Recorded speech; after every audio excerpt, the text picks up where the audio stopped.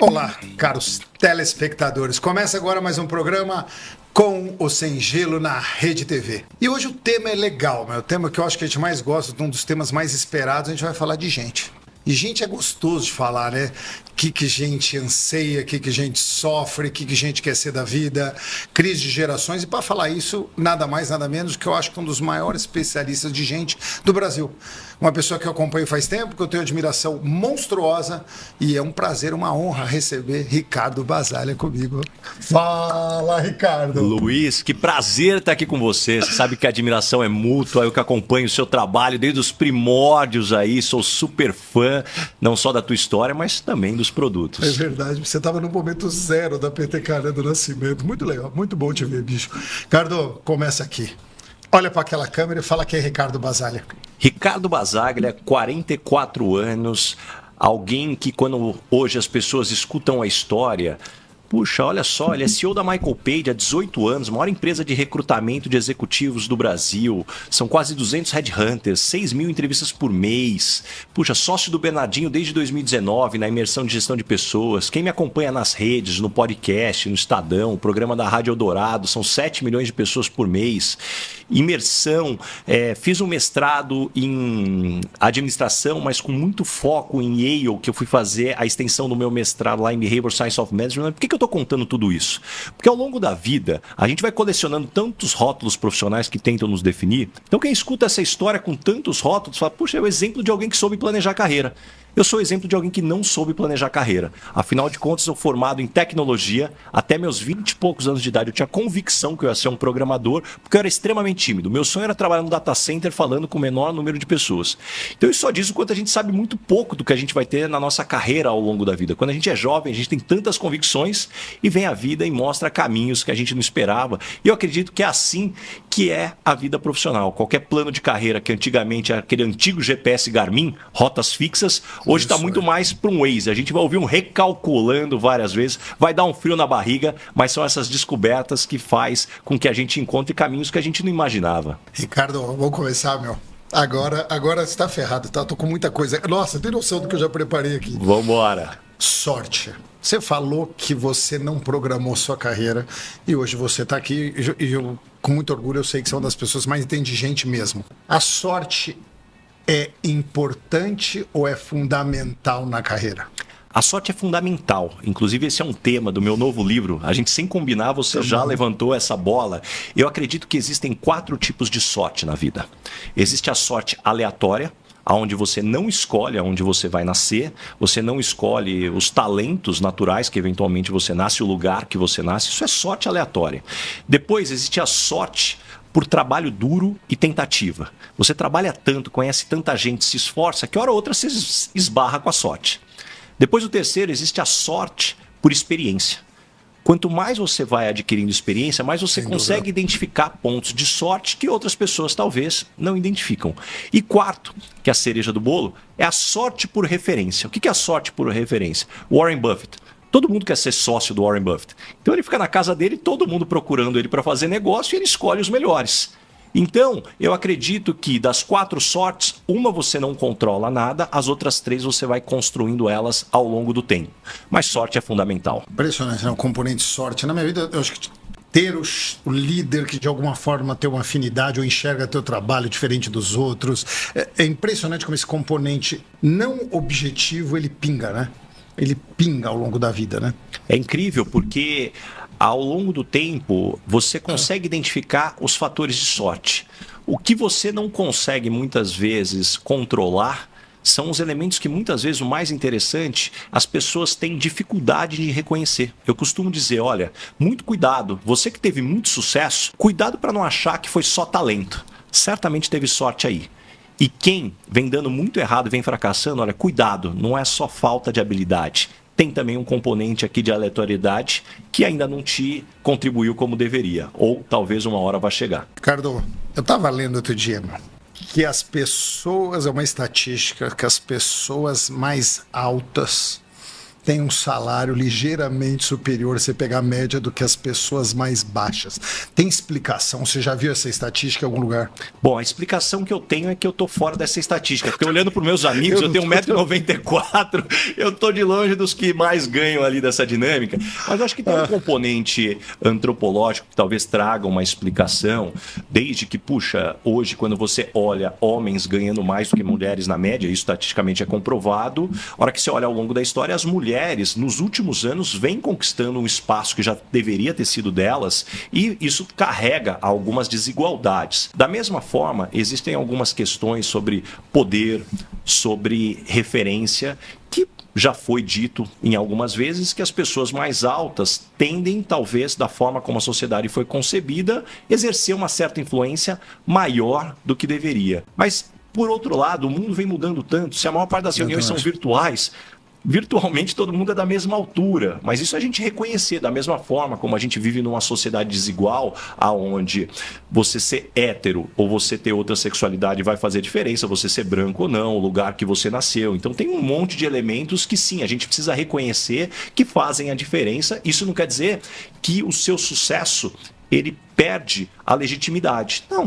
Não tem problema nenhum eu reconhecer que eu, sim, tive alguns privilégios, eu nasci homem, branco, hétero e ralei muito. Eu vim de uma família onde eu fui o primeiro a fazer faculdade, estudei a minha vida inteira em escola pública, então não é demérito você reconhecer alguns privilégios. Por outro lado, sim, você, o que teve na sua mão para que você pudesse alcançar onde você chegou. Você falou de geração, de mudança geracional. Eu ia entrar nesse tema por último, vou entrar em primeiro, porque eu acho que é bom puxar o gancho. O que um jovem hoje, o que é motivacional para ele dentro de uma empresa? Eu sei quando a gente faz isso, a gente corre o risco de generalizar todos no mesmo balde, e eu sei que a gente tem diferença entre eles, mas faz um recorte de uma maioria, vamos ter que chamar de maioria. O que é motivacional no menino de 23, 24, quando ele começa a carreira dele hoje? É muito interessante porque as boas perguntas elas já vêm com parte da resposta e você já trouxe ela, onde eu tenho muito cuidado também em não generalizar. Pessoalmente, eu conheço muitos jovens que são antagônicos ao que talvez são os estereótipos da nova geração. São gente que trabalha muito, muito dedicado, comprometido. Então, acho que a gente tem que ter esse cuidado de recorte. Mas acho que para mim, se eu for definir, tem uma questão de protagonismo. Talvez a nossa geração ela foi criada muito para esperar que se a gente estivesse no caminho certo, uma hora ia chegar. E isso tem uma raiz histórica. Quando a gente olha a construção de narrativa do mundo, o mundo foi construído sobre a narrativa da postergação da felicidade. E o que é isso? Se você olhar todas as religiões, são essa narrativa. Não importa se você está numa vida difícil. Siga os preceitos e lá na frente você vai se dar bem. Quando você olha para a sociedade, ela é construída sobre essas raízes. As histórias infantis, qual que é o porco certo, né? O porco velho, que não está brincando, ele está lá construindo a casa de cimento, porque uma hora vai ser importante. E quando a gente olha para o mercado de trabalho, essa narrativa foi a que construiu a base da carreira no início do século passado. O que os nossos pais escutaram? Não importa que você não gosta do seu trabalho. Trabalhe, se aposente, seja feliz na aposentadoria. Não é isso as propagandas de previdência? Sempre. Ser feliz na aposentadoria. Só que o que acontece é que hoje ninguém quer mais ser feliz depois. Eu quero ser feliz agora. Só que esse ser feliz agora, quando você tem um pêndulo que está aqui, você solta ele nunca para no meio, ele vai para outra ponta. Então esse excesso de hedonismo, a todo momento eu quero ser protagonista, eu quero ser reconhecido, eu quero estar com a sensação de avanço, muitas vezes traz uma ansiedade que pode prejudicar. Mas de certa forma, esse é o mundo como ele é. Eu sempre acreditei que o que forma as gerações para o mercado de trabalho são os 3 P's. Pais, professores e profissionais. Então, se hoje pais e professores não estão formando do jeito que a gente gostaria, sinto informar, mas sobrou para a gente mesmo, os profissionais aqui que vamos colocar. Na verdade, essa teoria são 5 P's, mas eu não gosto dos outros P's porque o 4P são padres e pastores e o 5º P são políticos. Então, deixa de fora, sobrou para a gente mesmo, vamos trabalhar e fazer a nossa parte. Eu tenho uma impressão, quando a gente fala de geração mais nova, e voltando ao motivacional deles de buscar, quando compara com a nossa, tem uma parte que eu acho que a gente ganhou. Eles são muito mais preocupados com a comunidade, eles têm uma preocupação social, têm uma preocupação com o meio ambiente que eu não me recordo da gente jovem preocupado. Eu acho que tem uma olhada do mundo muito crítico. E tem o outro lado, do lado positivo, do lado negativo, eu percebo que é uma geração que teve menos nãos. E esse menos nãos, quando chega mais velho, e recebe os primeiros não, geralmente são dentro de empresa, acaba gerando uma frustração monstruosa. Dentro disso, você acha... Eu estou contigo, não gostamos de generalização, mas acho que essa geração, ela luta, eu escuto muito dos meninos mais jovens que eu entrevisto na PTK, gostaria de um lugar bacana para trabalhar, gostaria de uma flexibilidade no meu horário, gostaria que essa empresa estivesse engajada em alguma causa social. Dá para pegar mais uns 5 ou 6 generalizações aí, quase um conselho que a gente daria para as empresas? Se você quiser atrair gente jovem, faça isso, isso, isso. Tem alguns 2 ou 3 conselhos que você queria deixar? Eu vou talvez trazer um outro aspecto do que você está trazendo. Primeiro que eu concordo com a nossa geração, eu costumo dizer que eu sou de uma geração onde eu era mais preocupado com o fim do mês do que com o fim do mundo. É isso aí. Então essa é a nossa geração, preocupado com o fim do mês ali, pagar as contas e nessa dinâmica. E ao longo do tempo, eu sem dúvida nenhuma vejo uma geração muito mais conectada com as questões sociais, só que eu acredito que isso talvez tenha um elemento muito perigoso. Porque quando você cria pessoas extremamente conectadas, mas talvez desconectadas do mundo real, isso traz um problema. Porque ainda que a gente consiga proteger essa geração e dizer o que a gente espera de um mundo ideal, na hora que ele chegar no mercado de trabalho, ele vai encontrar chefe babaca, colega sacana, candidatos, no meu caso, clientes que muitas vezes não estão com a melhor das intenções, você tem que tomar cuidado ali. Quando você olha concorrentes, muitas vezes de forma desleal, trapaceando ali no mercado, e aí? O que você faz? O quanto você está preparado para lidar com essas situações ou você vai deixar para engrossar a casca só chegar no mercado de trabalho? Então eu tenho muito cuidado aonde eu diria que sim, tudo que você trouxe aqui é importante, mas cada vez mais é o papel dos líderes, dos profissionais, mostrarem o porquê. Eu acho que tudo é o porquê. Se não tiver um propósito, porque a nossa geração era acostumada, faz, fica quieto e talvez depois você vai entender o porquê. Isso não funciona mais com as novas gerações. Então essa geração quer protagonismo. E o protagonismo, eu não quero ser escutado. Eu quero ser relevante. E quando eu olho para as nossas gerações, ou as gerações mais antigas, Luiz, eu não acho que a gente era diferente. Talvez a diferença estava que a gente, ainda que a gente quisesse isso, a gente ficava quieto. A gente ficava esperando a nossa vez. Mas o sentimento era legítimo. A gente continuava com esse sentimento de querer encontrar o nosso lugar ao sol. Tá bom, achei excelente. Home office. Eu tenho que passar por esse tema. Eu achava durante o Covid que isso ia ser o último dos fetiches do Covid. Passado o Covid, 3 anos aí à frente, eu vejo isso cair. Eu vejo gente... Eu confesso para você, eu gosto muito de ver as pessoas, eu acho importante a transmissão de cultura, a inovação, eu acho que ela acontece presencial. Tem espaço para o home office, ele ganhou o seu quadradinho no trabalho, ele é importante mesmo. Você sabe que eu sempre vou trazer o contexto histórico para tentar explicar onde a gente está vivendo hoje. Quando a gente olha a história da humanidade, até a Revolução Francesa, basicamente as guerras eram por religião. É aí onde estava um desacordo. Da Revolução Francesa para agora, basicamente a política, além da religião, entrou muito forte. Agora, depois do Covid, a gente tem um componente home office, que isso gera guerras, discussões tão calorosas quanto política e religião. Começa por aí, todo mundo tem uma opinião formada, todo mundo tem uma certeza e pouca escuta dentro dessa dinâmica. Para mim, eu começo por não ter uma fórmula certa. Não tem algo que funcione para todas as empresas. Primeiro porque as empresas têm modelos de trabalho diferentes. E quando eu digo modelo de trabalho, processos, ferramentas e cultura. Se você tem esse conjunto totalmente adaptado para o físico, se você não fizer uma transformação de cultura, ferramenta e processo, não vai dar certo para o remoto. E isso, muitas vezes, não é simplesmente uma vontade do líder. Muitas vezes é uma questão, você não troca de ferramenta ou de processo dependendo do tamanho da empresa da noite para o dia, e o líder também não consegue se adaptar a um modelo de gestão tão rapidamente, então isso faz com que muitos líderes queiram voltar porque é a referência. Esse é o primeiro elemento, e aí você pode ter um equilíbrio. Segundo, eu acho importante reconhecer que numa cidade como São Paulo, onde muitas pessoas gastam 2 horas para ir, 2 horas para voltar, é muito legítimo as pessoas quererem ter alguma flexibilidade, dado a condição que cada uma tem. Agora, feliz ou infelizmente, quem rege o mercado é a oferta e a demanda.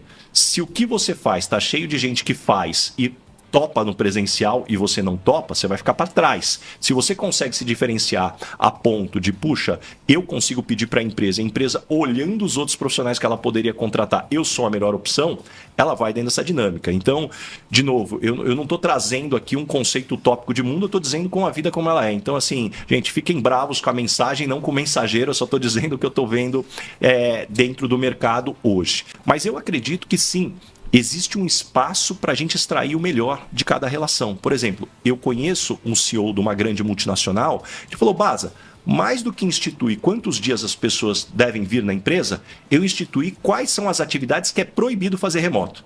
É proibido fazer remoto, reunião de time, é proibido fazer reunião individual remoto. Aí estão as conexões, isso vai fazer na empresa. O resto você pode fazer remoto. E eu acho isso fundamental.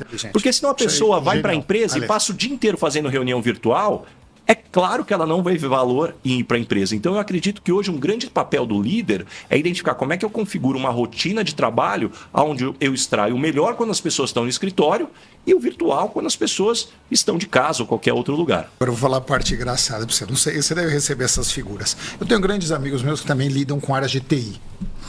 E eu tenho um amigo meu, ele falou, olha, eu tenho 112 pessoas de TI, 111 estão em home office. Aí eu falei, por que essa área... Ele falou, Luiz, eu vou te abrir o jogo. Metade dessa área não gosta de gente. Eles não querem ver pessoas. Eles adoram programar, eles adoram, são profissionais maravilhosos. Mas o que eles mais querem é ter paz de espírito para ficar quieto, sem ver ninguém programando. E eles funcionam nos horários malucos, meu. Falou, às vezes o cara não está lá das 10 a meio-dia, mas ele acorda à noite... 10 da noite ele trabalha até as 2 e eu estou gerenciando por entrega. Eu achei bem razoável, mas eu gostei da frase, eles não querem ver ninguém. Mas por outro lado eu não sei se eu concordo com a opinião do seu amigo, porque quando eu olho para a área de contabilidade, é um perfil também muito técnico, que muitos deles também preferiam talvez não se relacionar com tantas pessoas, mas como a oferta de contadores é muito maior do que a oferta de profissionais de tecnologia, a maior parte das áreas de contabilidade das empresas estão presencial. Genial. Um brinde aos contadores. Longa vida. Você sabe como eu dependo de contador. Todos um brinde. nós. Confirpe, um beijo, tá? Vocês não patrocinaram, mas quero agradecer vocês imensamente. Vamos falar de outra coisa legal. CLT e PJ. A morte dos CLTs está contada ou não? Eu discordo. Eu estou perguntando, eu vejo, não estou afirmando. Eu não vejo assim. Primeiro que eu não sou contra a CLT. Eu acho que a CLT ela cumpre uma função importante para defender pessoas que estão na base da pirâmide, quase que numa posição de vulnerabilidade, que você precisa estabelecer um mínimo de salário, um mínimo de benefícios. Agora, para mim, a fórmula de você resolver o problema do mercado de trabalho não é equalizar todo mundo por baixo. É você conseguir dar educação suficiente para que as pessoas tenham autonomia para defender o que é melhor para ela como benefícios e, a partir daí, ela poder ser disputada no mercado a ponto dela poder ter opinião. Se você perguntar, desenvolvedor Java, inglês fluente, sênior com experiência... Esse cara, na verdade as empresas queriam ele CLT e ele não aceita CLT e ele tem N propostas toda semana. Então, para mim, o segredo está na educação. Aonde eu sou bastante crítico é que eu digo que os governos e sindicatos deveriam parar de tentar proteger o trabalho e começar a tentar proteger o trabalhador. Porque o trabalho você se protege por decreto. O trabalhador você protege por desenvolvimento e evolução. Isso faz sentido. Concordo contigo 100%. Eu confesso, que eu acho que o mundo naturalmente ele está migrando para esse modelo oferta e demanda, que a gente bateu algumas vezes aqui. Eu acho que quando tiver muito profissional, natural que todos anseiem, e ele vai falar agora é comigo, e o contrário também é verdadeiro. Eu levo a esse caminho de pejotização mais comum, mais usual, onde as relações são discutidas entre os dois num contrato individual, não num regimento como um todo. Mas eu acho que o ponto que você levantou de proteção de uma base, eu acho que também super válido, tá? Genial, não tem como discutir isso daí, não. Ricardo, se você tivesse que dar um conselho pro Ricardo de 23 anos, olha para aquela câmera e dá um conselhinho pro teu Ricardo de 23 anos. Talvez o conselho que eu daria às pessoas inteligentes que você vê nas capas de revista, nos jornais, nas TVs, elas não são mais inteligentes do que você, não são um QI super elevado. São pessoas que ralaram muito, trabalharam E depois de entrevistar mais de 10 mil executivos ao longo da minha carreira da Michael Page, hoje eu tenho convicção em dizer que eu não acredito em pessoas extraordinárias. Eu acredito em pessoas comuns que com muito trabalho conseguem fazer coisas extraordinárias. E esse para mim talvez é o grande elemento. Aquela síndrome do impostor que batia, aonde eu olhava sempre para fora, sempre tem alguém melhor. Faz o seu ali, sabe? Bem Igual feito, a gente ouvia da nossa professora, olha para frente que a prova é individual. Isso. Então essa... Adorei isso aí, gostei. Vou repetir. Olha pra frente, meu amigo. A prova é individual. Porque tem uma justificativa, né? De sempre olhando, olha o concorrente está fazendo, mas eu tô contigo. Vamos falar de um pouquinho de mercado. Como que você está enxergando esse 2025? Quais áreas que você está sentindo em ebulição, áreas que você está sentindo um pouquinho mais mornas, um pouquinho mais frias? Hoje as áreas que a gente enxerga com um pouco mais de pujança são as áreas de infraestrutura, de energia. O agro não está no melhor dos momentos, mas ainda é muito importante aqui dentro da dinâmica que nós temos. O varejo sofre, você melhor do que ninguém sabe me dizer aí dos desafios que existem no varejo. Então, para mim, a gente vive num mundo de juros altos, que isso atrapalha qualquer investimento ou setor que depende de crédito, e você, eventualmente, começa a ter um desafio onde a classe média, pressionada pela inflação, está pegando toda a sua renda consumida pelas necessidades básicas e você não tem mais sobra, como existia talvez até um tempo atrás, para coisas mais supérfluas, prazeres que você poderia se dar ao luxo ao longo do tempo. Então isso traz uma pressão gigantesca. Parte disso não é só no Brasil, essa pressão inflacionária é no mundo inteiro, mas a questão de juros hoje certamente é um grande desafio, mas dadas as condições do país, a única coisa que a gente reconhece é que não dá para baixar os juros numa canetada. Então tem uma questão estrutural que a gente precisa trabalhar em cima disso. E Ricardo, as techs, tem época que elas contratam, época elas demitem. Que fase nós estamos de techs? As fintechs, as empresas tecnológicas, como que está isso? Hoje a gente está numa fase das techs contratando quem vai trazer eficiência. Num setor que cresce a inteligência artificial, hoje o grande questionamento é: eu preciso contratar essa pessoa ou a inteligência artificial é capaz de fazer? Isso, para mim, é o grande balanço que muitos CEOs já estão declarando. Antes de contratar, vamos avaliar se a inteligência artificial é capaz de fazer. Essa eu sofri outro dia na entrevista. A gente estava falando com o Reinaldo Gama da HSM. Adoro o Reinaldo, gosto de você. O Reinaldo é genial. E ele falou que ele está com um problemão. Porque o AI anda tão rápido que ele tem que aprender junto, meu. Ele ensina, mas ele aprende, porque tem um cara sentado ali que está sabendo, outro que sabe. É um learning, um continuous learning, assim, de uma velocidade incrível. Como que a turma, imagina, todo mundo quer aprender AI nesse momento. Imagina uma empresa que não, acho que nem, até pula a frase fundamental, né? Lógico que é fundamental, tem que ir embora.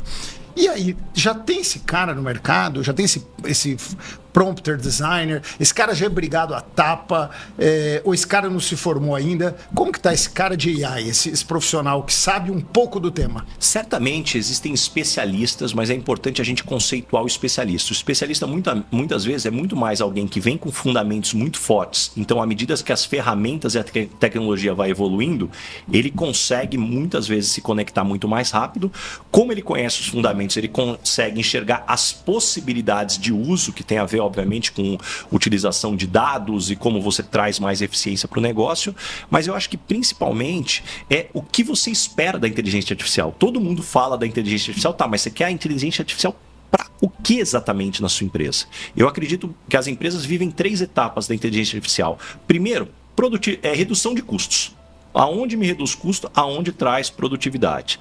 Segundo, onde me traz insights para eu gerar mais negócios fazendo o que eu já faço. E terceiro é fazer alguma revolução extraordinária. E eu vejo que muitas vezes as empresas já estão preocupadas com a revolução extraordinária. Faz o feijão com arroz aqui, que já vai dar um bom resultado e vai ter retorno. Mas você já tem essa demanda desse profissional? Já surge esse... Quer um cara bom de AI que traga eficiência, que já sabe mexer com uma ferramenta? A gente tem 2 elementos. Tanto a nossa área que recruta profissionais de tecnologia já vem com uma demanda crescente, como outras áreas adjacentes que pede o conhecimento de inteligência artificial. Então é o controller que precisa saber inteligência artificial, é o analista de marketing que precisa operar com inteligência artificial para trazer justamente essa eficiência.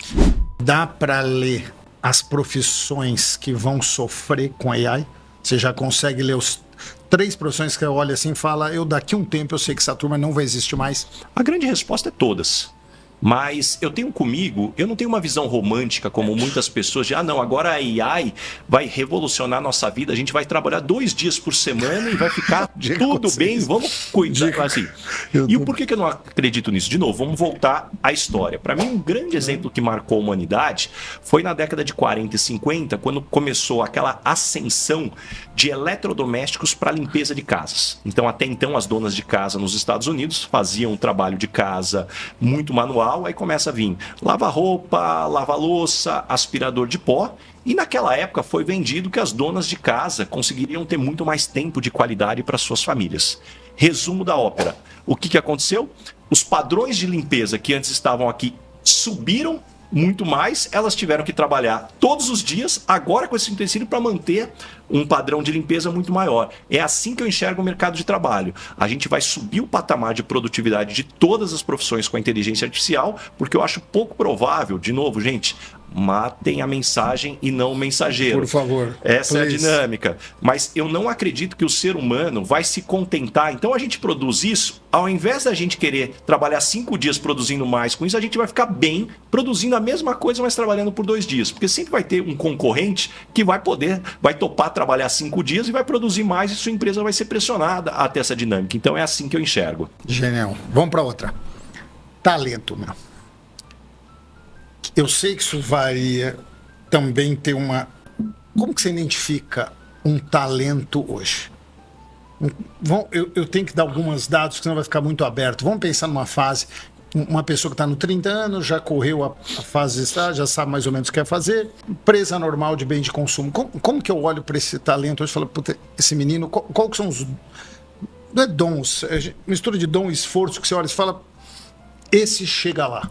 Acho que tem um ponto para a gente começar conceituando, fora dos livros acadêmicos, Luiz, é a gente entender que o talento de alguém é a combinação da habilidade dele aplicada num determinado contexto. Quando você pega, por exemplo, um profissional que diz, não, eu sou um gerente de marketing. Um head de marketing, para ficar mais fácil. Eu sou um head de marketing numa startup. É alguém com pouquíssimo budget, criando campanhas virais, buscando crescimento. Aí você pega um head de marketing numa multinacional, que ele tem uma vida muito mais de controlar budget, políticas, alianças, governança corporativa. Aí depois você tem o head de marketing de uma agência boutique, que faz trabalhos pontuais para diversas empresas. Os 3 trabalham na área de marketing, que são head de marketing, contextos completamente diferentes e possivelmente esse head da multinacional não se daria bem na boutique ou muito dificilmente na startup e vice-versa aqui nessa. Então é importante a gente reconhecer aonde o nosso talento faz a diferença e daí vem o conceito do lugar de potência. Para quem me acompanha, sabe que eu adoro esse termo, é o nome do meu livro, do meu podcast, o nome do meu programa na Rádio Eldorado. Mas para quem nunca escutou, lugar de potência é quando você cruza o melhor que você tem para entregar para o mundo com o que o mundo tem necessidade de consumir. Dificilmente você vai ser feliz ou vai ter sucesso fora do seu lugar de potência. E claro, tem que ser algo que você melhor entrega, mas o mundo precisa ter necessidade. A hora que você encontra essa dinâmica, é aí que vai fazer a diferença. Só que tem uma pegadinha aí, Luiz. Quando a gente fala de lugar de potência, a maior parte das pessoas remetem a um conselho de carreira muito ruim que muitos de nós recebemos, que era o seguinte conselho de carreira: escolha uma coisa e seja o melhor naquilo. Esse é o pior conselho de carreira que você pode dar para alguém. A não ser que queira ser um atleta olímpico, aí tudo bem, escolhe uma coisa e seja o melhor. As pessoas de sucesso que eu entrevisto, elas não são melhores em uma coisa, elas são acima da média em várias coisas. E essa combinação é o que vai colocar ela num patamar único aplicado ao contexto correto. Ricardo, pego o que as pessoas são boas, eu invisto e dou curso e faço ele brilhar no que ele é bom, ou aquelas coisas que ele atrapalha, eu tento consertar isso para não ser danoso para a carreira dele. Não vale, depende, tem que escolher um dos dois. Te vira, meu, dá teus pulos. A resposta é muito clara, você tem que potencializar os talentos. Agora, quando você olha para os pontos de desenvolvimento, tem para mim uma medida muito clara. Desenvolva até o ponto de parar de atrapalhar. A pessoa nunca vai ser o melhor no que ela tem dificuldade. Dificilmente. Agora, se você, por exemplo, uma pessoa tem um problema de organização, ela pode ser a maior talentosa do mundo. A desorganização vai atrapalhar demais a entrega. Então, desenvolve a ponto de parar de atrapalhar e tá ótimo. Segue nesse modelo. Tá, tô contigo. Vamos outra coisa interessante. Entrevistar gente. Eu tenho errado demais. Eu acho que a turma vem com o discurso pronto, puta, vem com o quadradinho, é quase o livrinho lá, olha, eu fiz isso, sou ansioso. Qual é o seu defeito? Sou impulsivo. Perfeccionista. Como que eu fiz isso? Por que você saiu, ficou 2 anos em cada empresa? Não, porque eu não me adaptei, fui escolhendo. Tá mais difícil entrevistar. Tá mais difícil escolher essas pessoas. Como que a gente foge da armadilha convencional de entrevistar? Como a gente recruta melhor? Vai? Acho que a primeira dica é: não pergunte o que já está no currículo. 80% das entrevistas são perguntas do que já está escrito no currículo, primeiro elemento. Segundo, a gente lembrar que 91% das pessoas são contratadas por habilidades técnicas e demitidas por questões comportamentais. Você contrata porque a pessoa tem experiência na área, trabalhou em bons projetos, tem uma boa formação, e demite porque não tem atitude, não trabalha bem em equipe, não se encaixa na cultura da empresa. Terceiro, você lembrar que não existe nenhuma entrevista que seja a prova de bala. Eu sempre costumo dizer que a melhor forma de mitigar o risco, e você nunca vai zerar o risco, é uma combinação de entrevista, teste e referências.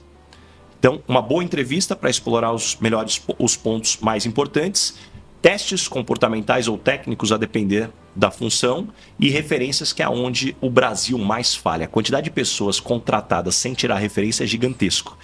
E isso é uma loucura, porque a analogia que eu faço: quem aqui contrataria uma babá para o seu filho sem tirar referência? Ninguém. Você está contratando pessoas para a sua empresa sem tirar referências?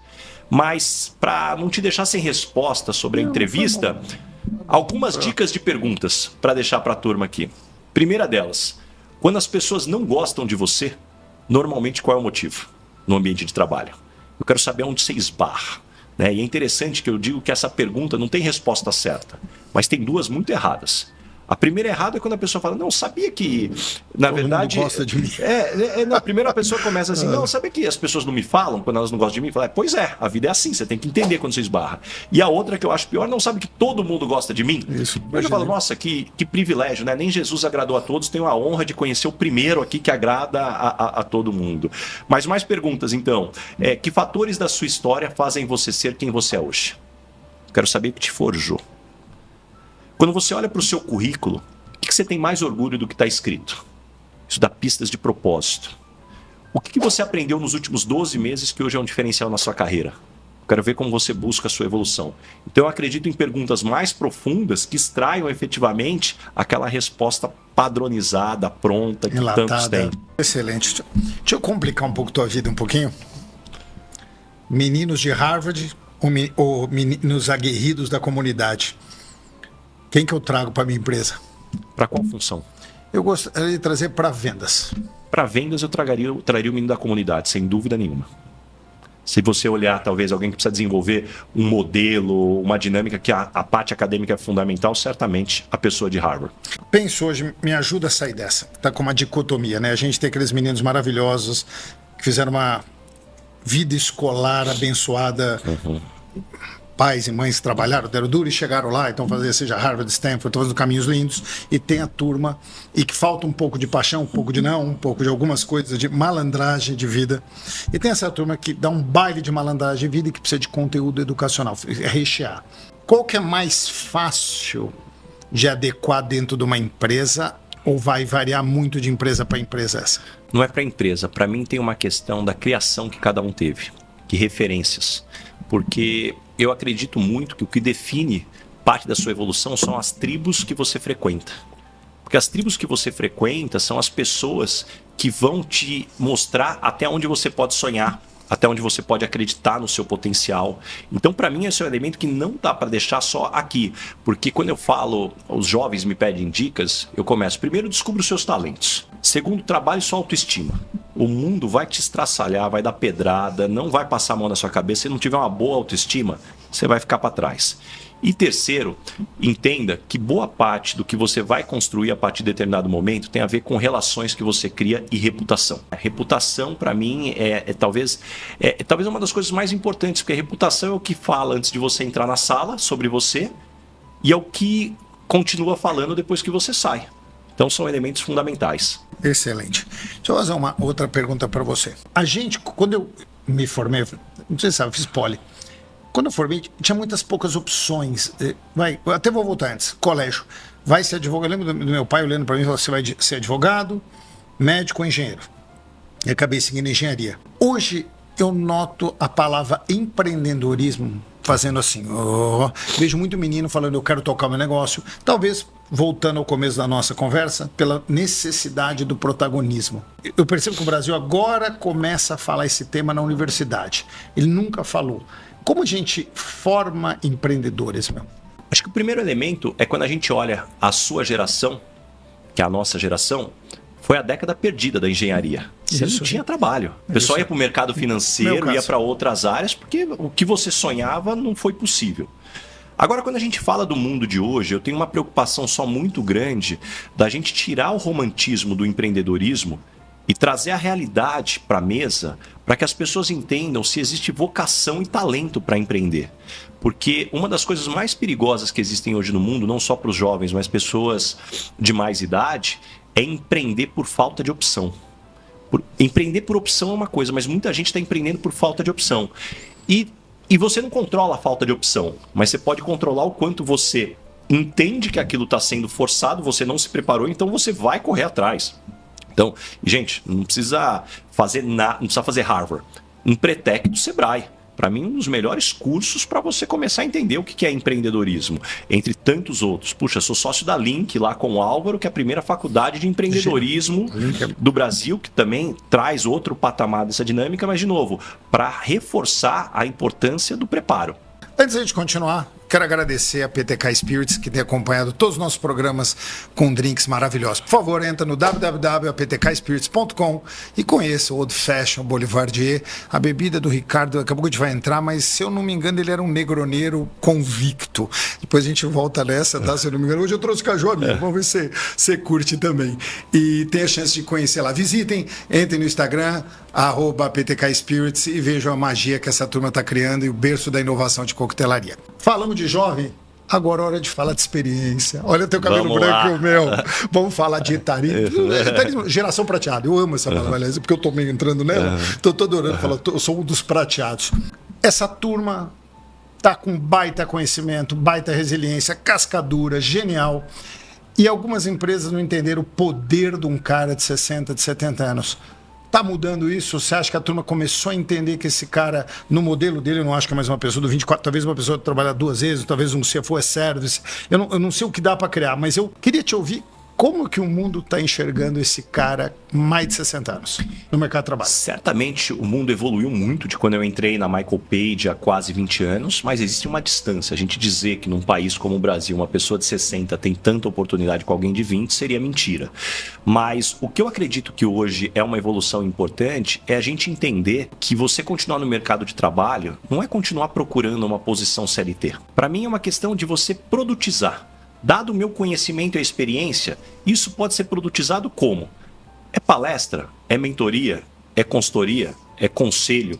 É algum tipo de advisor que você vai fazer? É algum tipo de trabalho sobre o resultado?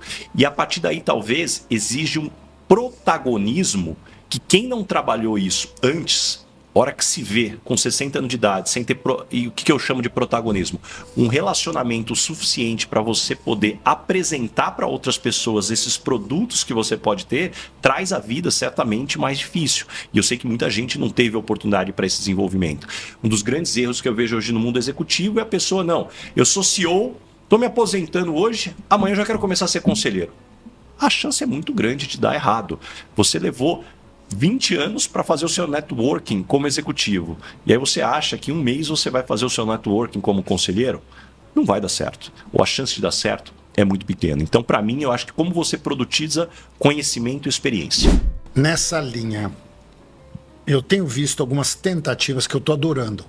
Que é a pessoa que foi CFO a vida inteira, aposentou e falou, olha, eu quero continuar trabalhando, eu tenho café no bule, meu. E como eu tenho. E eu gostaria de prestar para você, eu não quero todo dia. Eu gostaria de um dia lá, vou lá, olho os balanços, olho o DRE, analiso e faço o melhor que eu posso. Então, é ele, na área dele, exercendo de uma outra maneira o que ele fez de melhor a vida inteira. É um caminho bacana, não é? É um caminho que eu gosto e quando combinado com um jovem que tem muita energia, mas falta experiência, se você consegue fazer essa conexão, fica bonito, você né? tem o melhor. E o melhor não só para a tua empresa, mas para os dois. Tanto para essa pessoa de mais experiência para entender essa nova dinâmica dos jovens, como o jovem para aprender. Você sabe, Luiz, que eu recebi um conselho nos primeiros anos da Michael Page. Eu estava batendo papo com o CEO de uma grande multinacional e ele me falou assim: Baza, uma dica para você nunca esquecer. Tenha amizades com pessoas 20 anos mais velhas que você e pessoas 20 anos mais novas. Porque os mais velhos vão te trazer a experiência que ainda não chegou para você. E os mais jovens vão te lembrar da coragem e atitude que você já teve e está perdendo. Eu achei demais. Eu não sei, eu sempre gostei de gente. Eu não sei se eu perdi meu pai cedo. É engraçado, eu sempre tive referência, 2 ou 3. Eu tive um líder chamado Antônio Zen, que hoje acabou de vender uma empresa chamada Biotrop. O que eu perguntava, o que eu olhava ele, quando você perde seu pai cedo, você fica buscando modelo. Então eu ficava buscando modelo. Você veio de uma cidade, você faz parte da grande cidade que eu nasci. Né? Eu sou de Tanabi. A grande Tanabi, que São José do Rio Preto. Inclui São José do Rio Preto, o Ricardo faz parte. O que você traz de lá, bicho? O que vem de Rio Preto? Fora seus bailes do Harmonia e do Multilíbano, o que você traz de lá? Eu acredito que é um relacionamento. Tem uma coisa que talvez que o interior traz, e não é exclusivo do interior de São Paulo, que eu acho que é o cuidado, talvez a falta de pretensão de você querer extrair sempre alguma coisa de uma determinada conversa. Eu acho que isso me fez ser mais leve, me ensinou, né? Eu brinco que tem alguns prédios aqui em São Paulo, os apartamentos que as pessoas moram, que no estatuto do condomínio está escrito lá que é proibido dar bom dia no elevador, né? As pessoas entram e o paulistano, eu gosto muito do paulistano, tem um pouco. Eu vejo um monte de gente, eu tô com você, que mora no prédio, não conhece o cara de cima, não conhece o cara de baixo. Estou contigo, continua, perdão. Então, eu acho que isso São José do Rio Preto me trouxe e me ensinou. Eu acho que, de certa forma, também, quando você fala que você é de uma cidade do interior, eu tenho a sensação que sempre tem alguém que conhece, tem a conexão, então isso gera também um rapport que ajuda muito. E, de certa forma, também, eu acho que todo mundo que vem de uma cidade distante de São Paulo para trabalhar em São Paulo e fica, é porque está querendo produzir alguma coisa. Porque certamente a vida seria mais confortável ficando onde está. Não só porque o interior talvez não tenha o mesmo agito de São Paulo, mas porque você tem as suas referências de família, de amigos, a segurança que você tem. Então isso para mim é algo positivo, trazendo o outro lado, de você ser de um lugar distante e você vir para uma cidade como São Paulo. Você perdeu o sotaque, né? Eu não vi um porta lá de Rio Preto. Sabe por quê? Porque você não me serviu Negroni. Porque depois que eu tomo um Negroni, aí vem o porta, porteira, aí Você continua negroneiro? Você continua? Eu continuo. Eu adoro Negroni, mas você sabe que com tanto calor que faz em São José do Rio Preto, no churrasco, na hora do almoço, eu estou preferindo o Fitzgerald. Eu acho ele mais refrescante para o dia a dia e à noite, para mim, a bebida é o Negroni. Ou se eu estou com uma cerveja Heineken, também funciona bem. Você experimentou o nosso Fitz? Experimentei o seu Fitz e já dei de presente para muita gente, inclusive. Porque eu aprendi a fazer Fitz. E aí as pessoas gostam, e aí depois eu falo, eu vou mandar para tua casa. E eu compro o kit de vocês que vem com aquele copinho lá, tudo bonitinho, e vocês fazem algo que tem uma fórmula especial ali. Como é que você faz o Fitzgerald e ele continua bom? Porque se você guardar o Fitzgerald feito, ele fica ruim pra caramba. Então vocês têm uma fórmula muito legal. O limão, o jeito que a gente trata o limão. Mas é por aí, eu gosto muito do Fitz. E de comida, meu, você falou de Negroni e Fitz. O que você trouxe alguma coisa de Rio Preto que você ainda gosta de comer, meu? Churrasco. Eu pensei que você ia falar galinhada, porque eu sou louco por galinhada. Não, e eu tenho um filho de 6 anos. E aí eu mapeei todas as churrascarias de São Paulo que criança até de 6 anos não paga, porque meu filho come pra caramba. Dá dica para as pessoas, por favor. Mas olha, avisa, quais são as 2 churrascarias? Pode fazer propaganda. Fazer propaganda de graça e depois, por favor, hein, me patrocina. Fogo de chão. Começa a cobrar a partir dos 7 anos. Paulo, ali, ó. Tá ouvindo, Paulo, agora, meu? Você tá feito, Paulo. Você vai ver quantas crianças. Final de semana vai ter 9.000 crianças.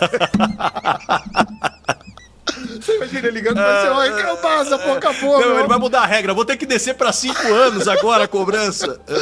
Isso é genial. Não, muito bom. Fora churrasco, tem alguma outra coisa que você trouxe de Rio Preto que ainda fica ou não? Ou outro, pra você e do esposo, gosta do esposo?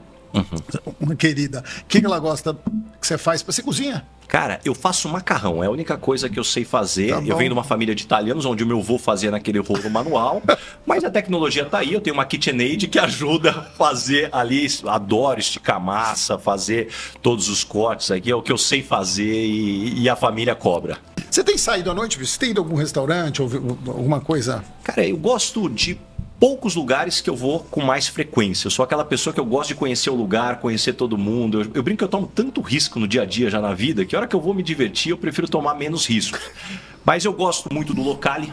Uma delícia. Locale, adoro o Extremamente Locale. agradável. Beijo, Nick, Gabi. Gosto muito do Exímia. Lá do Tá Márcio ótimo. também, Tá acho uma delícia. ótimo. Gosto muito do Sweet Secrets com o Davi ali. Então é um pouco do ambiente que me agrada. São ambientes deliciosos, pô. Delicioso. Não, Sweet Secret é tão bacana, né? A experiência de você entrar lá dentro, de você ver, né? Aquela magia, mistériozinho de entrar. E lá dentro tá lindo, né? Lindo. Demais, né? que lugar maravilhoso. Parabéns, viu, Davi? Parabéns onde você estiver aí. Lindo lugar. Indicamos pra todos aí pra conhecer mais. Teu feed você toma com ou sem gelo?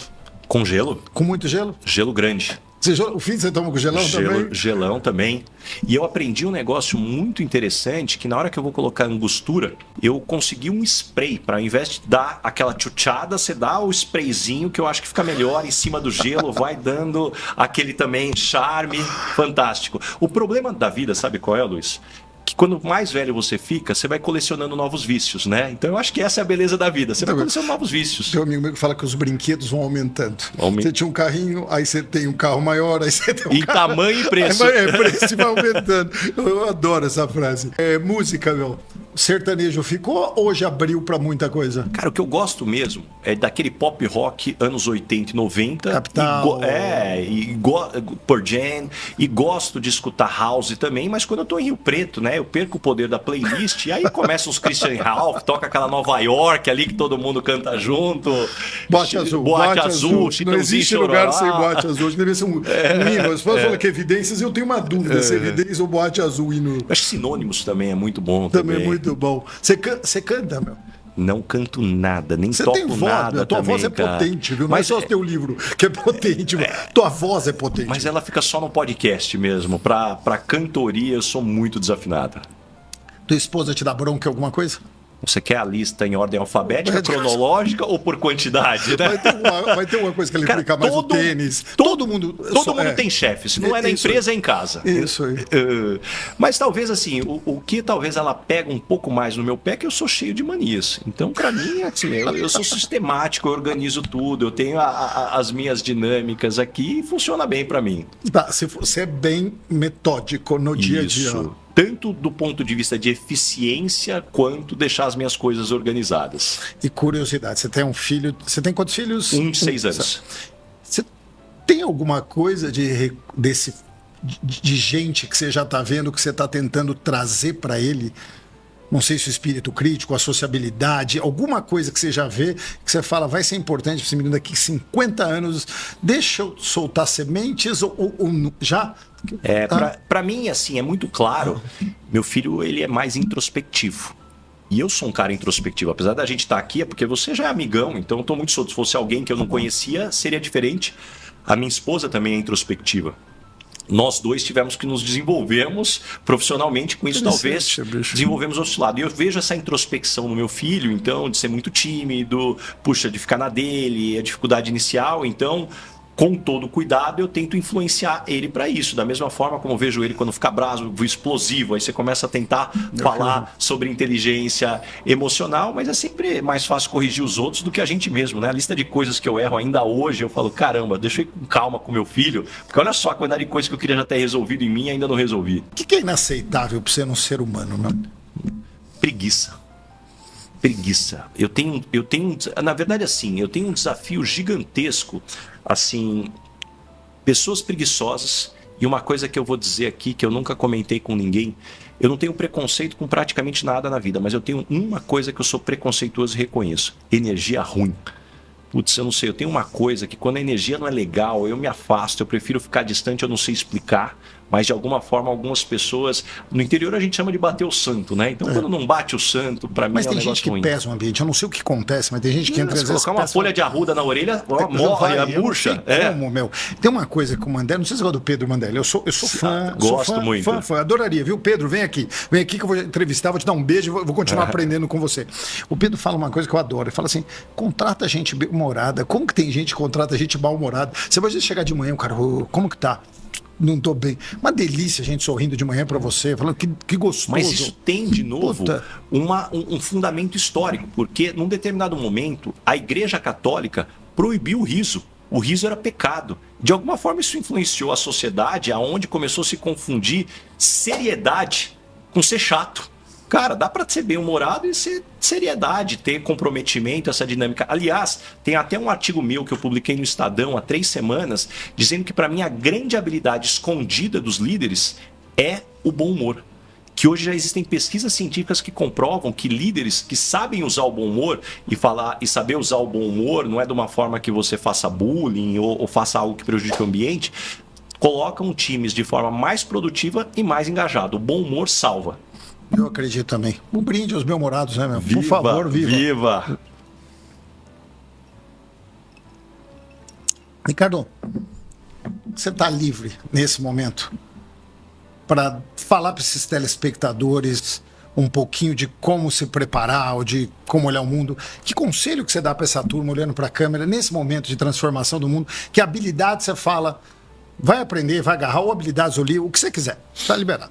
Olha, minha recomendação, tem uma história que eu gosto muito, que diz que navios não afundam porque estão rodeados de água.